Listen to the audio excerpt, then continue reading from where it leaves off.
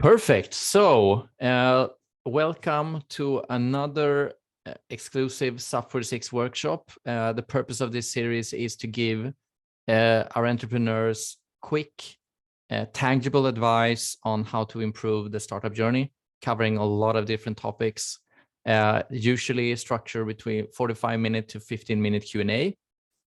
And as always, keep your mics on mute and webcam turned on. It would improve the experience of us chatting, so that would be preferred. Recordings will be added to our internal library and everything shared afterwards after confirmation from Dr. Adam Dorsay. And special welcome to our friends from Scania as well. Always good when they join in. And thanks, Kat, for coordinating. She'll be handling late arrivals and covering the chat, as you already noticed. Don't forget to answer to the survey afterwards. It helps us improve and keep the content relevant and good and keeps us on our toes. Now, it's my pleasure to welcome today's expert, Dr. Adam Dorsay. Dr. Dorsay is a licensed psychologist, certified executive coach from Silicon Valley, and he specializes in assisting high-achieving adults, professionals and entrepreneurs and all those things, and athletes with relational issues, stress reduction, anxiety, and basically attain more happiness in life. And I can't wait to get your insights today and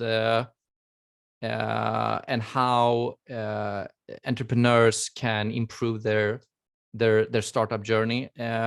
Most people don't know it, but there's statistics out there now showing that 49% of entrepreneurs are sometimes in their journeys affected by mental health conditions. So this is super important topic.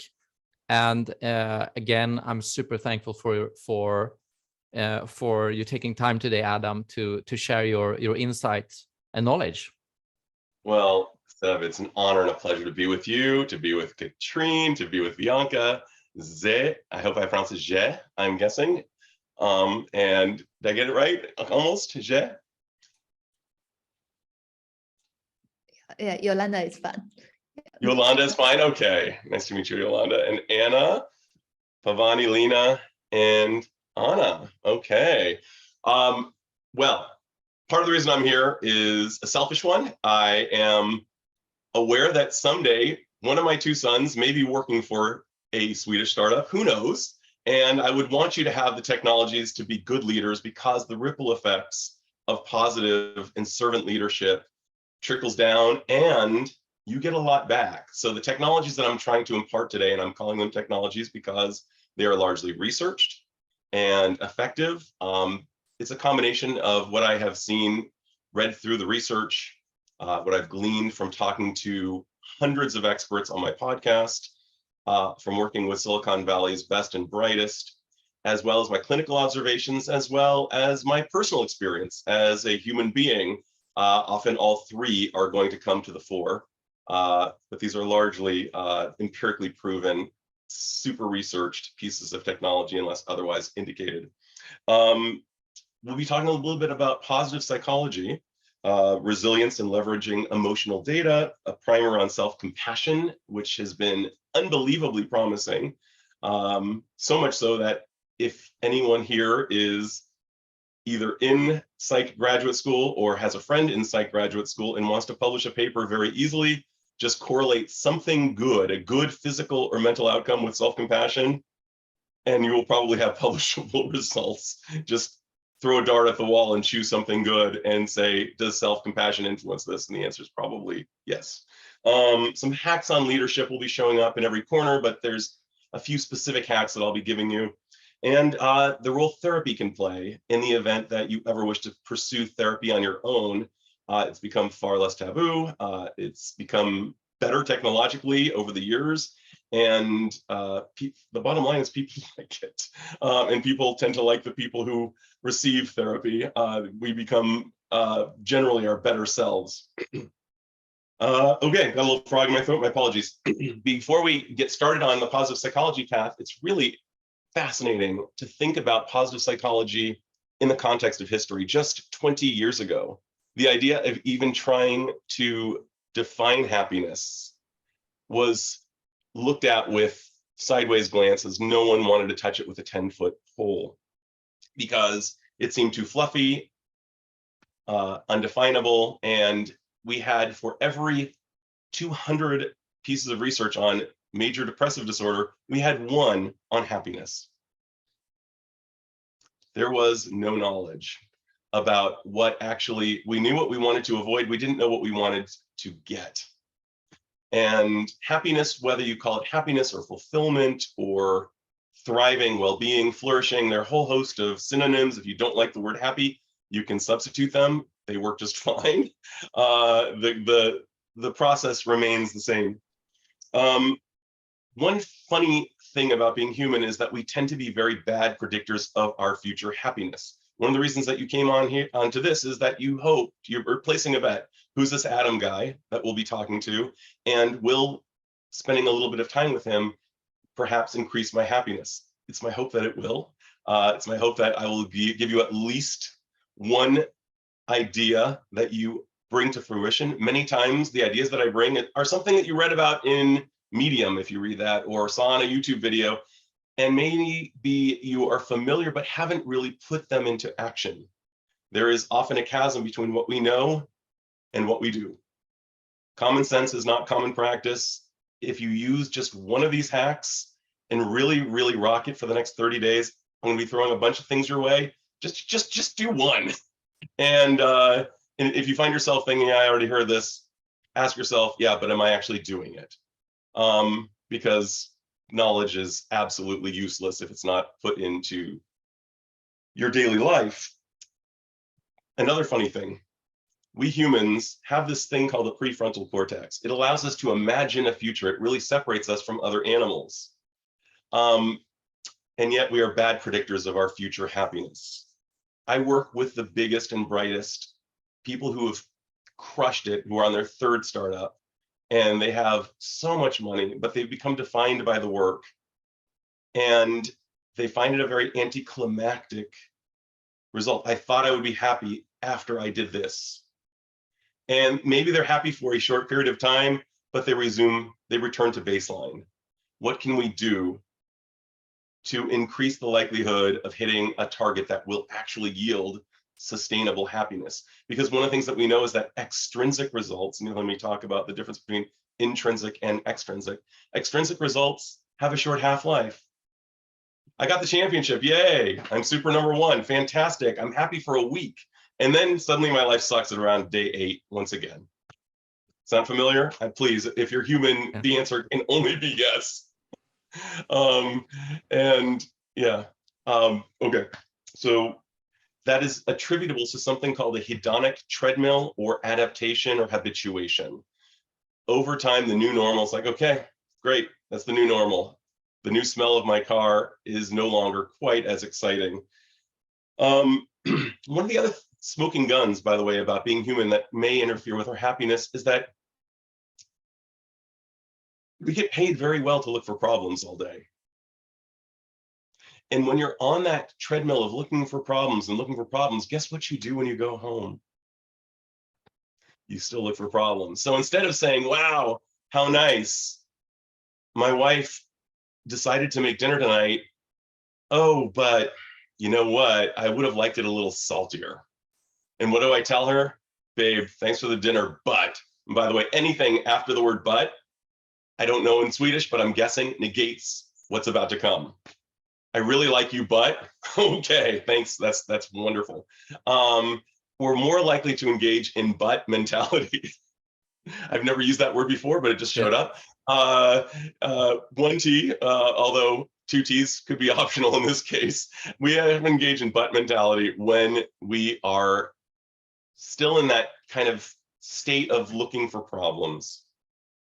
That is called a cognitive afterimage. If any of you has ever been to Disneyland and heard It's a Small World in line, you will hear it for the rest of your day.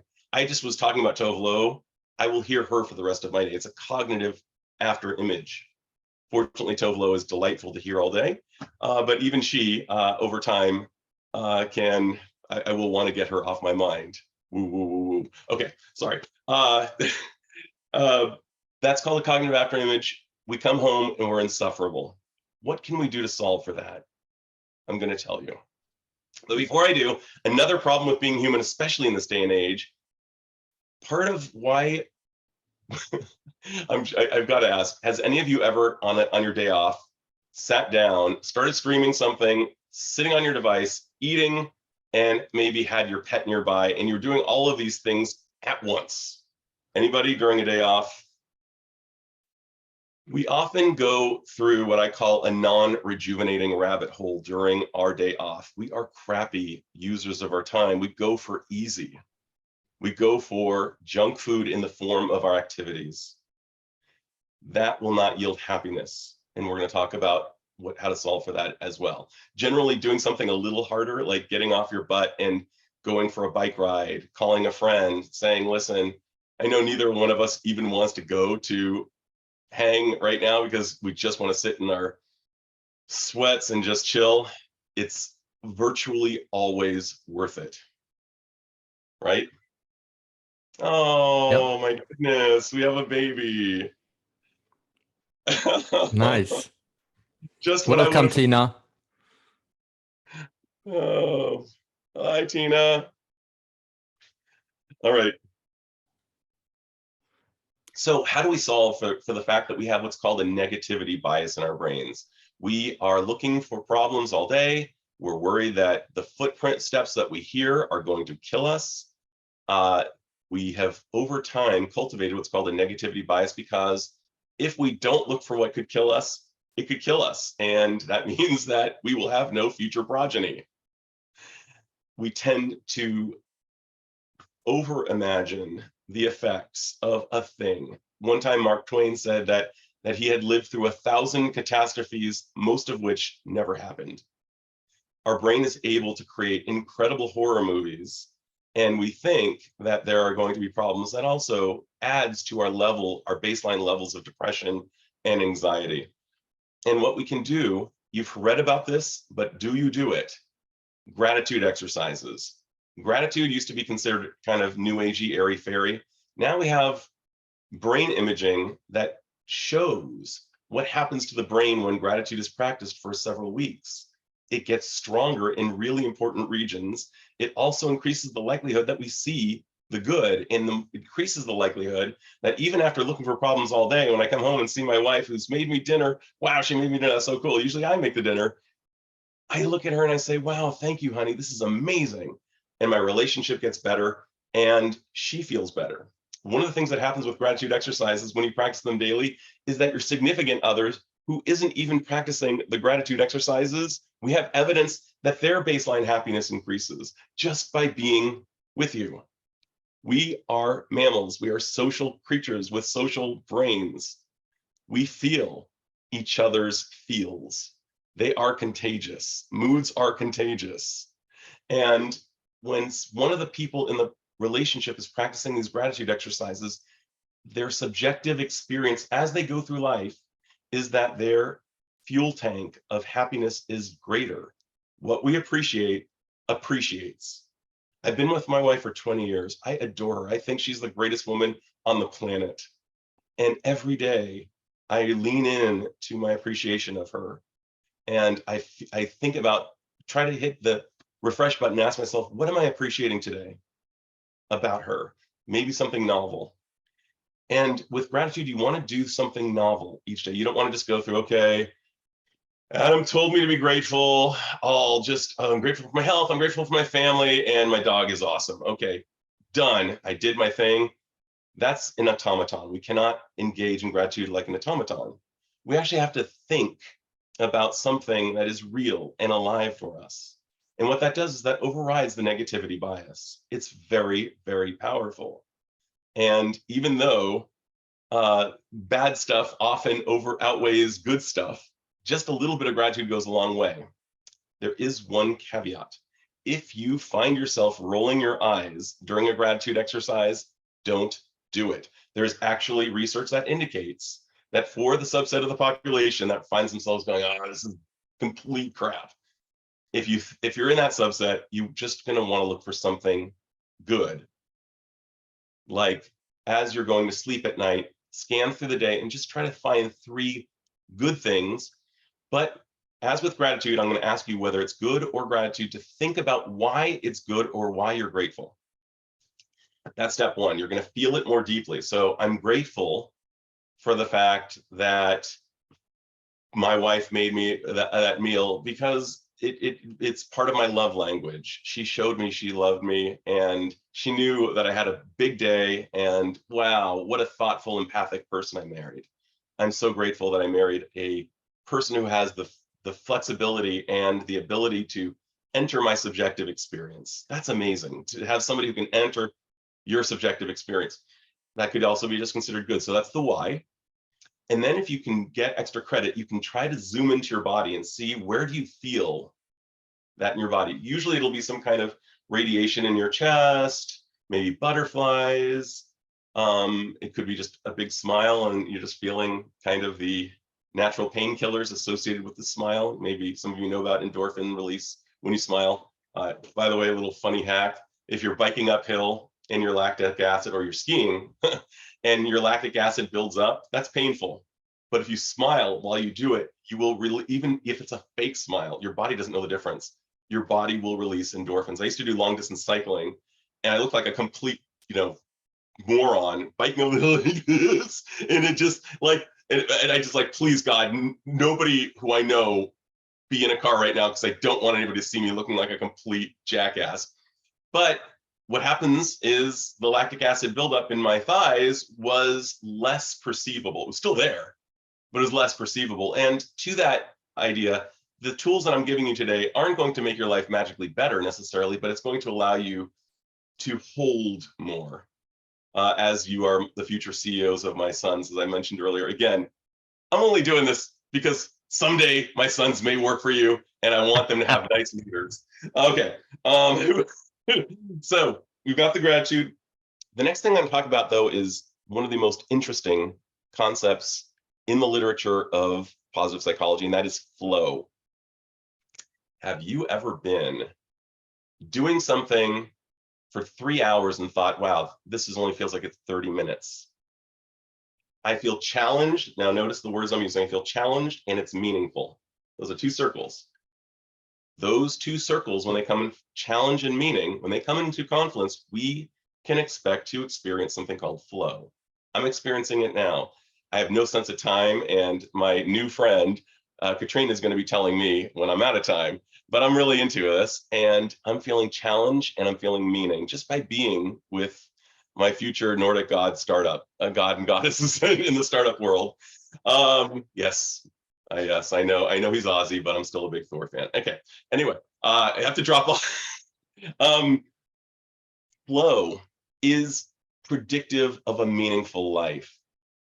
For those of you who have seen the Japanese idea called ikigai, I-K-I-G-A-I, oh my gosh, this is a life-changing visual. It is, once again, a Venn diagram that shows what happens in a very short footprint of when we're doing something we love, we're doing something we're good at, we're doing something the world needs, and we're doing something we'll get paid for. Ideally, that will also be predictive of flow in the work sphere.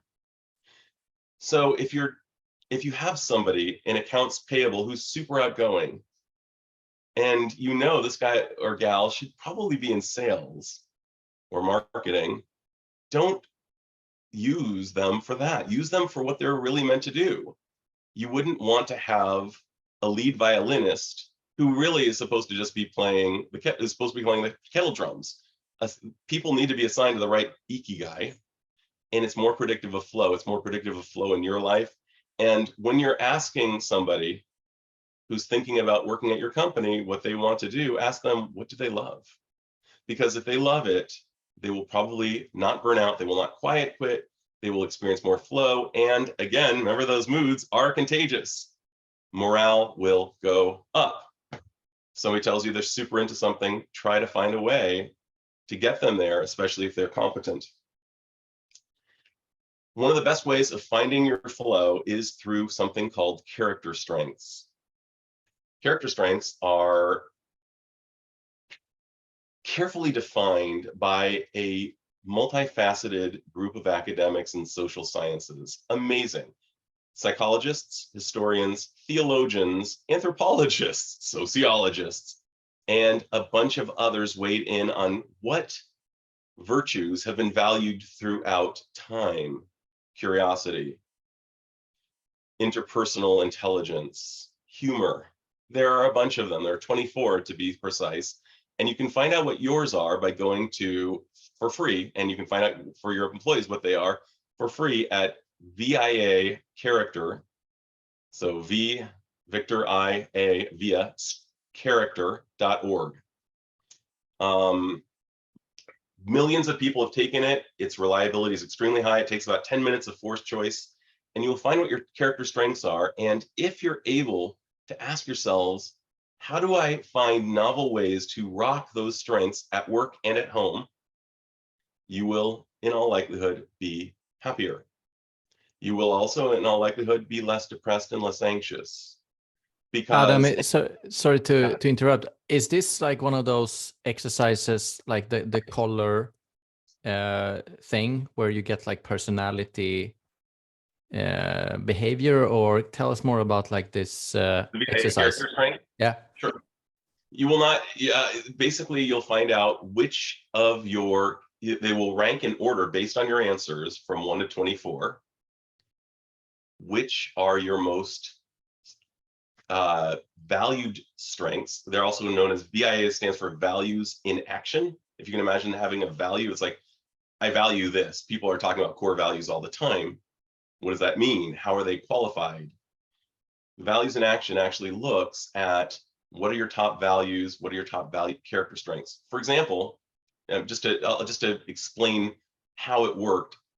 Before I knew about it, I was reading Man's Search for Meaning by Viktor Frankl, a Holocaust survivor who was in Auschwitz, lost everything, and he found a meaning to be there. He realized that one day he would write his book after he survived. Now, he wasn't guaranteed survival, but it was more likely that he'd survive if he had a meaning. We are not just Homo sapiens, we are actually Homo symbolicus. We are meaning-chasing people, animals. And by knowing what your strength is and going there for your North Star, you're more likely to find it meaningful. Remember, meaning is part of the flow, and challenging. There are certain things that I find absolutely meaningless. I'm sure you have too done those things. And there's no way you're going to convince somebody to love this, except there is maybe one way. So I'm reading this book. What I didn't mention is I just moved back to the US from Japan. I was living in my graduate school town, and the only job I could get was being a bank teller. I hated being a bank teller. I felt like a human ATM. And I was thinking to myself, I speak Spanish, I speak Japanese, I've got, I'm working toward an advanced degree, I'm getting paid crap, and people treat me like machine. Read this book, Man's Search for Meaning, and I think to myself, how do I make this day meaningful? Because this is really quite meaningless. Oh, wait, I want to be a psychologist. What does that mean? Oh, that means that I need to be able to connect with various types of people. Well, I have 120 people coming to my little corner in the bank every day, using me like a human ATM. Hey, wait, they run the spectrum of the human rainbow. There are new immigrants to the country. There are well-educated moms. There are judges and professionals. There are homeless people who come in. There are people of all ages. Well, what if I was able to connect with 119 of my 120 people and make them smile? What I didn't realize at the time was I was looking to explore my interpersonal intelligence and curiosity during the day. What if I could make them smile and maybe even laugh? 119 out of 120, and that's what I did. And lo and behold, my 8-hour shifts, which felt like 30-hour shifts, felt like they were 2-hour shifts.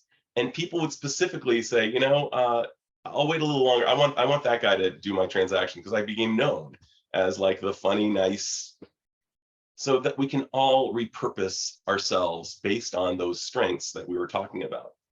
Boy, we're going to a lot of places. I think I'm gonna cut that part there, but I'm going to say that one of the greatest findings, by the way, is around the, I've mentioned earlier, intrinsic versus extrinsic. If we are only thinking about the extrinsic goals, like how much money we'll get, or, you know, going through the series towards an IPO, and that's everything, you have to think more about the why, the intrinsic. Why is that good? How will the stakeholders benefit? That's a more sustainable approach, or geeking out to the work itself. Another thing that I've done a lot of is I've talked about leveraging emotions as data. I did a TEDx talk called Emotions, the Data Men Miss. I wish I'd called it That People Miss, because so many women came up to me and said, come on, are you kidding me right now? That talk was for me too. And so I was kind of overvaluing the idea that boys get their emotions beaten out of them, much to the detriment of all stakeholders in their lives. But one of the things that we want to do is become smarter from our emotions and not dumber. If we don't have emotional intelligence, we are more likely to be driven by our emotions and act out in anger, perhaps act out in certain unserving behaviors like retail therapy, hoping that will make things feel better. We need to listen into our emotions, including anger. Anger is a really unpleasant emotion that most people kind of look at as a bad emotion. It's not. It's actually a sign on your dashboard, so to speak, if you can imagine your heart hat being a dashboard, that's saying that you perceive an injustice. It's the reality or the perception of an injustice. And what do I need to do about that?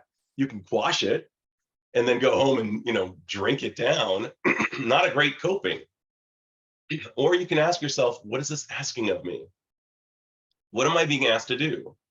And many people have difficulty just with the first stage of even noticing that they're angry. And I'm going to use a very fancy term. They are often what's called alexithymic. This is a big word, and you'll sound very smart at your next party if you talk about alexithymia. Alexithymia, the absence of, lexi, words, thyme, feeling, the inability to connect words to feelings.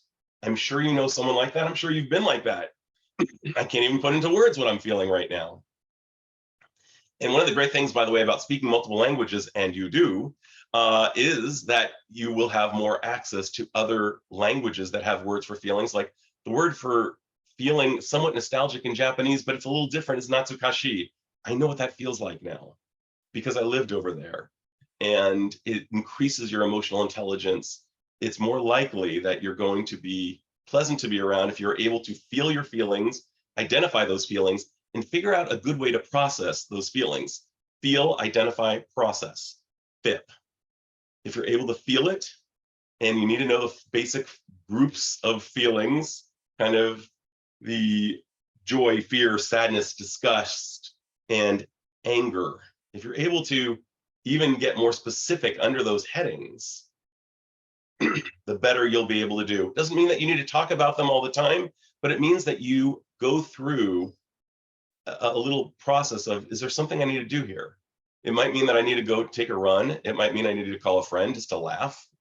It might mean that I need to write about this in my journal. Abraham Lincoln and Benjamin Franklin famously used to write letters of hate to their recipients that would never receive those letters. They would write them and then they would burn them. But at least they found a way to get those feelings out so they didn't interfere with their day-to-day life. So I help people go through various stages of feelings. And let's just see how we're doing on time. Oftentimes, we go through life almost like we have electrical tape over those dashboards, and we almost try to pretend that they're not there. It's not a good coping strategy. So speaking of coping strategies, coping strategies are everything. The way we decide to use information of what's going on We can try to repress it. We can talk it out. We can act it out. Acting it out, not a great idea, because if we just act out in anger, you're scorching earth, you're killing relationships, and those don't come back very easily. They take years to build and seconds to destroy. Don't allow your emotional data to come between you and your excellent results. Get to know your emotions, know your body. Your body is going to be the first place you feel your feelings. And ask yourself, what is this asking of me? And how do I use the better part of my brain, the higher cortex, so that my lower brain, my amygdala in particular, which is responsible for fear and anger, we don't want this part to hijack this part. We want this part to be the rider of the horse, to be in control of the horse. We don't want the horse to be in control of the rider. The more you're able to do this, by the way, each time you do it, you're doing a push-up. Each time you opt out of just acting out and feeling or talking it out or figuring out, you become smarter. By the way, one of my all-time favorite, I just have to share this with you. There was a quote from Pascal. It happened in the 17th century, I believe. It said, all of humanity's problems stem from man's inability, use man, but people's inability to sit quietly in a room alone. These days, we have a lot of distractions. It's very hard for us not to look at Reddit. It's very hard for us not to look at social media. It's very hard for us to be quiet. And there's a really funny study that just corroborates this idea that when men in particular, but women too, were put in a room alone and they were given two options. They could sit quietly or they could self-administer electrical shocks. By a large margin, the men chose the shocks. So that's the degree to which we will avoid those emotions. And if you think the intellect is so key, if you think the intellect is so amazing, try to reconcile this. Next time you're paying your taxes, and it's usually probably a fairly large amount. I know even in the US, it's a fairly large amount. My accountant always says to me, if you're paying more for taxes, it means you've made more. That's good news. Intellectually, that's correct. Viscerally, that's not. And it takes a little while for those two things to kind of begin to approach each other. So is the intellect king? Somewhat, but let's be real. We need to be real with those feelings, like, whew, yes, and there's some loss there. And that is why we want to be authentic with our feelings. And if you don't believe me that being authentic with your feelings is important, next time you go to the gym and you're trying to lift your max, say something that is patently untrue, and then say something in your mind that is true. You will have more strength. You can try it even just with each other. Put out your arm and try to resist being, pushed down or push up, and say something that's patently untrue while you're the person with the arm extended, and then say something that is true. You'll notice you have more strength. It's palpable to both parties. And that's why we got to be real. And being real, by the way, doesn't mean being a jerk. It means finding a way to articulate your truth and in the highest way possible, without harming the relationship, of course. Adam, can I jump in with a reflection or question? Of course. So this all makes sense, and it really resonates well for me. So thank you for sharing. I've noticed sometimes you're so emotionally committed to your business that the outcomes, when outcomes in business are negative, it gets to you emotionally in such a way where it's like you need to shut down mentally to not get too affected by business results that are negative, because businesses go up and down all the time, right? So I'm just thinking, for me then, my go-to solution is to shut down emotions, because I don't want to get too caught up emotionally in those things, because I'm trying to separate me as a person from the business result. And what's your reflection on that? Because I find it helpful to shut down emotions at that point.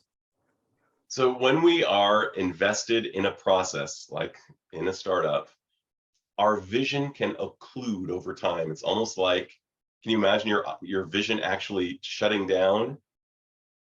And we forget, oh wait, I'm a husband, I'm a father, I care about the planet, I love people, I love humor. You can forget all of those things in a moment of it closing down. Listen to your body. That is emotional data that says, I need to do something different. I need to go for a run. I need to meditate. I need to take a nap. I need to put on my headphones and not listen to a podcast, but listen to some music and get back into my body. My body is screaming for me, and maybe I need to put some crackers in my boots and go for a hike in the forest. By the way, is that a thing? Crackers in the boots and hiking in the forest? Hiking in forest, yes. Crackers in the boots, never heard of. Okay, I heard something about a Swedish legend that the badgers will bite your feet, and you should have crackers in your boots. But anyway, maybe that was apocryphal. I thought that was funny. But biophilia, by the way, which is going into the forest, so the Japanese call it taking a tree bath, is a really good way to return to nature. My wife says that the second I go into the forest, my face changes. And you're also getting photons, maybe limited photons, maybe it's a little cloudy, but it's still going to have more lux outside than it does inside. Being around unnatural light, very, very bad over time. We need natural light at least 30 minutes a day. It's antidepressing, it's anti-anxiety. Even if it looks like it's dark outside and less light than it is inside, I promise you, bring a light meter outside, you can register this. It will be north of 5,000 lux, maybe even close to 10,000 lux during the day. But it's going to be, even if it seems brighter in the room, it'll be at most maybe 900 lux. You need to get outside, get back in your body, lose your mind for a minute and get into your body and come back to your senses. Drink something delicious like a cup of tea that really works for you. Talk to a friend and say, dude, I just about forgot everything I care about in life because I'm so focused on this goal. And I need to remember the goal's important, but my life is far more important than that. And sometimes when we're living in that part of our autonomic nervous system called the sympathetic nervous system, that's what you're describing. We have two parts, the parasympathetic and the sympathetic. The sympathetic they're both important, they're both needed. Sympathetic is fight, flight, and freeze. And that's where we tend to live when we're at work, and our blood pressure tends to go up, our cortisol production goes up, all that stuff. We feel this perception that if we don't get through this startup, we will die. That's not true. That's not true. At least in Silicon Valley, that is a thought that many people will confess to. Like, they will give anything. They will do 3 all-nighters in a week. Not a great plan. We know for sure sleep is a thing. It's important. We may not hydrate very well. Are you taking care of the basics? Are you laughing? Are you hydrating? Are you exercising? Are you finding time to connect with humans? It turns out that as social beings, we actually do need people. Although I was told an introvert joke, and I believe it flies very well in Norway. How can you tell if someone in Norway likes you? The answer apparently is they are looking at your shoes, not their own.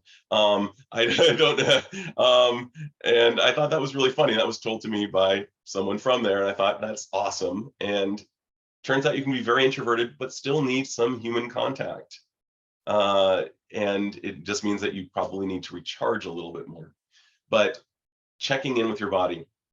So Nietzsche once said, what doesn't kill you makes you stronger. And Kerry Clarkson actually sang the song about that in the US. They're both wrong. What doesn't kill you might actually make you a lot weaker. It really depends on how you cope with the thing that didn't kill you. If you cope well, there is post-traumatic growth and you may be much stronger. But if you self-medicate through drinking or using another drug, you will not be stronger. You will be weaker and your relationships will suck.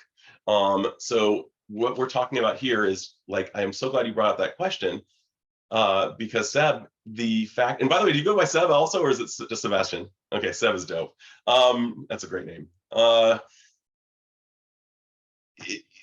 The more times that you're able to override that cycle and disrupt that cycle of, I'm calling it an occluding process. It's almost like your vision has occluded. The more times you're able to override that, the stronger you will become. And the strong neurons that fire together begin to wire together.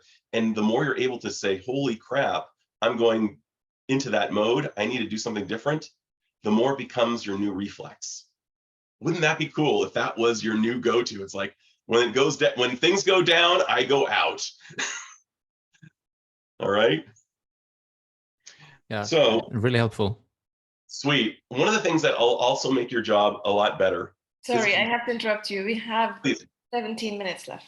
Oh my God. Oh, I thought we had a full hour after this. Okay, my apologies. Yeah, we do, but it's not the workshop. It's the live session. Yeah, but we could keep going for another 10 minutes or so at least. In didactic mode is okay? Oh, like this? Yeah. Okay. One of the things that will increase the likelihood of you being in the intrinsic zone is not looking at your .com opportunity as a .com opportunity. Look at it as an advanced .edu opportunity. This is a postgraduate pursuit. It's just maybe there's not a master's or a doctorate, but you are being paid to learn as you grow the company. If you can enter that learner's mindset and say, what vocational muscle am I building as I do this? What am I learning about myself relative to the work? Like, do I love this? And what am I learning? What skills, what transferable skills am I learning that will be useful here internally? And perhaps that someday after I graduate and become an emeritus, I like the idea of us being emerita employees, graduates, what will I be, after I'm done with Google, so to speak, what will I have learned that I will be able to carry over to a new company? Another thing that can be useful is remembering who you were back in junior high school and looking at the work that you're doing on a daily basis and saying, wow, it's really cool that I get to do this. Remembering that version of you, because we often forget, like, this is awesome what we're doing. This is high level and we're part of a mission. This is amazing.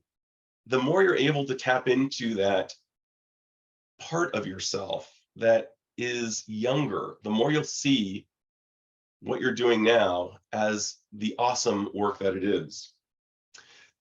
There's a big difference, by the way, also between an approach goal and an avoid goal. This is very, very important. We have a goal, and if it's phrased in a positive language, it's an approach goal, it becomes a target. If we phrase it in a way of something that we're trying to avoid, it becomes an anti-target. And a lot of people think that they should be talking about how not to suck and how not to mess up. Turns out those are very, very bad goals. We're less likely to hit the target and we're less likely to enjoy ourselves as we pursue it. If we think to ourselves, how can I hit the target? How can I do extremely well? How can I thrive? Rather than how can I avoid looking like a disaster? Those are approach versus avoid. Those are very important ideas, and the research is strong. If I'm using an American football analogy, but if an American football quarterback thinks to himself, no interceptions, he is going to have more interceptions and he's not going to have as many touchdowns. But if he thinks to himself, connect, connect, connect, he's more likely to hit the target. One of the other things that we know is that there are a lot of missed opportunities in conversations. Oftentimes we talk about stupid things when we're with people, things that don't matter. And you leave the exchange thinking, what did we even talk about? Try to notice what you're talking about. Ask yourself, what are some meaningful conversations we can have with our important people? One of the ways we do this at my home, and I don't know if it's salient, but every night my wife and 2 sons will engage in something called Rose, Bud, and Thorn. Rose is something that was good today. Bud is something that I learned today. And Thorn is something that kind of hurt today. It increases emotional and intellectual intelligence and increases the value of our connections over dinner. Last but not least, self-compassion and considering therapy. I'm going to just break down self-compassion into one subset. If you can talk to yourself the way you talk to a friend, you will have better outcomes. That is what I will say about that. There's hours and hours of lectures and books that we could talk about, but sometimes you are the last person who should talk to you, because you will talk to yourself in bad ways, mean ways, ways that if you were in a relationship with someone else, the relationship would be over. The more you're able to actually execute on self-compassion and talking to yourself the way you would a loved friend, the better you will do. So when you're in real time and you're stressed out before a presentation or before a meeting, talk to yourself the way you would a friend. Come on, baby, you got this. All right, sweetie, come on, you can do this. You're a funny person, and don't say anything that's bullshit. Excuse my language. It has to be real. It has to be based on the truth. So we know actually that if you say something that's not true to yourself, you will defend against that. But if you say something that is patently true, you're good with people, you love this mission, the better you will do. And the more you're able to focus in on that type of stuff, the better your outcomes will be. And now, last but not least, therapy is a really good way of having a truly agenda-free person, ideally a Yoda or a Dumbledore, that you can talk to in their office, a Sherpa, a wise person who only cares about what you care about. By the way, if a therapist starts saying what their agenda is, maybe you look for another therapist. You want somebody who is going to listen to your agenda, perhaps challenge your agenda if it seems to be too occluded, but still listen in to your agenda. You're going to want to know that they understand you. You're going to want to feel felt. If you feel felt with that person, that's a sign of what's called interpersonal neurobiology, meaning that we are having a mind meld and that we are on the same page. Turns out that's a highly predictive measure that you can engage in when choosing a therapist. Used to be taboo, used to be perceived as something that somebody who was not well, used to be stigmatized, would do. These days, the stigma is largely gone in most places, and in general, all stakeholders in your life tend to benefit from your therapy. Therapy has been shown through massive studies to be as effective as psychotropic medication. So you can do either therapy or medication in most cases. In some cases, one of them is going to be better for some people. Do better with medication just because they don't want to talk. But most of us do want to talk. And most of us do best when therapy and medication, if they are really, really needed, oftentimes those yield the best results. But most cases, unless the perceived, what's the word I want to use? Unless you feel kind of disabled in some place, you probably don't need the medication, but talk to a licensed professional about that and have a thoughtful conversation if you think you might. Sometimes medication is just used for a short period of time as you are learning new skills so that you don't need the medication anymore. Some people need it for life. Some people just need it for a rough patch. Some people don't need it at all. But therapy, on average, even for a high-functioning individual, Michelle and Barack did couples therapy. And Michelle Obama talks about it in Becoming, a great book, by the way, that I highly recommend. And on average, I will get a call from the significant other of the person I'm seeing saying, "Hello, Dr. Dorsay, I know you can't call me back, but I want to say thank you. I love my partner so much more." And it's like, oh, fantastic. Love that call. And I think I'm going to do a mic drop here, and are we good? Yeah, thank you so much, Adam. It's really, really valuable insights.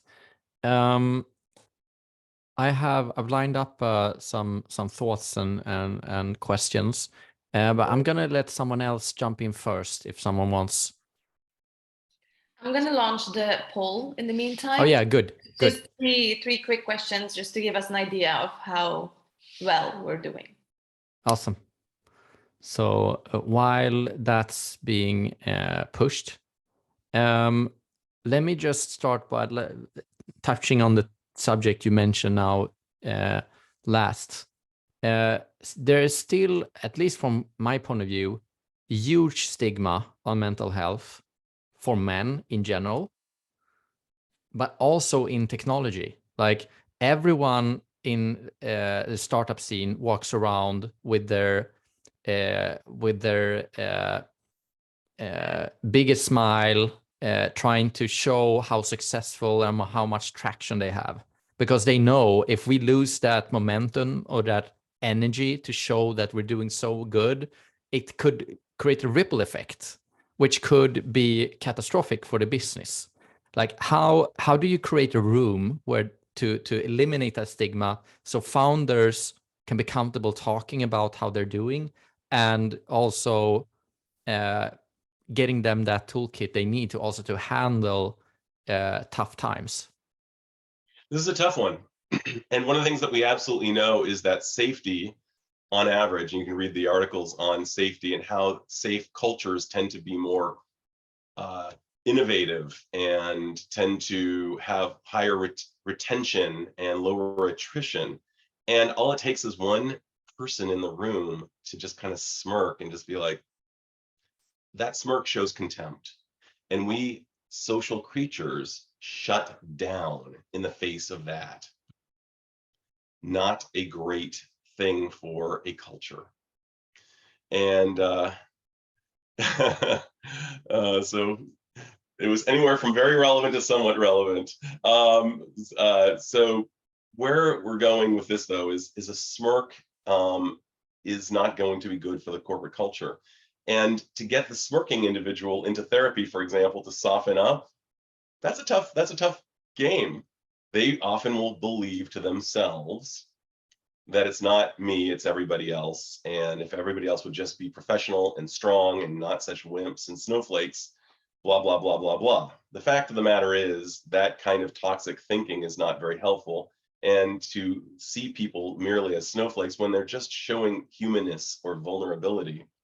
We know that vulnerability is the precursor to anything courageous. If you don't feel fear or vulnerable before you do something, you're not really doing anything. You could be doing objectively the most courageous thing in the world, but if you don't feel fear or vulnerability before it, it's not courage. Courage relies on fear or vulnerability, and creating a space in which people understand that they can be vulnerable. They're not meant to turn a meeting into a therapy process group. In fact, they should probably seek counseling if they're doing that. And they should be counseled by a thoughtful, kind, and very discreet, articulate boss saying, you may need help in this area. And there are, on our insurance or whatever, however it's done in Sweden, here are some providers that may be helpful for you. And no stigma. And even if you've been through it yourself, you can actually gain some credibility by saying, listen, I've done this. It was good. It was not a sign of weakness. It took a lot of strength to show up. It takes a lot of strength to acknowledge our weaker parts, our parts of ourselves that we don't necessarily like, to try to be in more communication with them and try to strengthen them. And it's a difference between guilt and shame. Guilt is we feel bad for what we did. Shame is we feel bad for who we are. And usually the guy who's smirking like, I wish everybody was just a lot stronger, he's probably got a lot of shame. He was probably told that as a child, like, cowboy up is the way we say it in our country, and don't be such a wimp. Or in some ways, and particularly for guys, it would be imposing some type of feminine quality on him. And he's got shame, and shame likes to hide. Not going to be so much you can do with that guy, probably, unless one of his one-ups says, listen, dude, you're being insufferable in the meetings, and everybody's talking about how toxic it is to have you in the room. You need to talk to somebody. And I often will see a guy who comes in and is like, I don't know what the hell's wrong with everybody else, and I don't believe in therapy. I think it's a bunch of crap. You've got 50 minutes to convince me otherwise. I don't remember the last time I worked with someone like that where they didn't say they were in. But getting them through the door took years.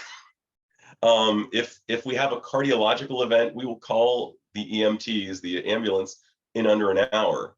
If we have an affair of the heart that is emotional in nature, it may take us years to contact a mental health practitioner because the stigma is so great. Go before it's a crisis. We used to say in long distance cycling, eat before you're hungry, drink before you're thirsty. Otherwise, you're going to bonk and cramp and blah, blah, blah. And actually, it was for the entire herd mentality's sake that we did that, because if somebody bonks, it could really harm a bunch of other cyclists. Similarly, in the corporate sphere, if somebody's bonking at work, we will bottleneck. And the bonker needs to talk to somebody, whether it's an executive coach, because there's less of a stigma attached to that, or a therapist. And that's a hard sell. Yeah, good input. Appreciate it, Adam. We are slowly running out of time. I have a lot of questions, but I think I'm going to save some of them for our fireside chat that we're going to have in a couple of minutes. You and I are going to jump on a stream, if you're up for it, for a couple of minutes to just talk a little bit about the things that we already covered, but share it openly if you're comfortable with talking about some of those topics. You decide yourself, like what you feel comfortable diving into, of course. And again, I really appreciate you taking time. I want to take the opportunity to also recommend Dr. Dorsay's amazing podcast, Super Psyched, that you can have take a look at. Let me post the link here in the chat.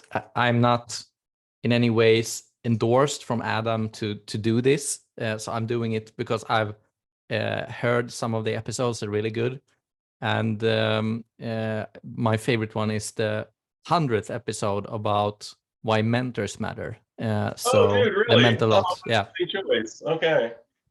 So recommend that podcast, and we'll, with your permission, put this on our platform, so it will be available for our entrepreneurs on demand for them on their own terms. Awesome. Thanks so much, Adam. Really appreciate it. Thanks everyone for coordinating and tuning in. And I'll send you an email link in a minute for the fireside chat. Thanks, Yolanda. Thank you so much, Dr. Adam. Thank you. My pleasure. It was a total pleasure to be with you. Hopefully one day in person. Yeah, I hope so. Who knows? Welcome and at any time to Stockholm, Sweden. Can't wait. Oh, thanks, David and David. Thanks. See ya. Bye-bye. Bye.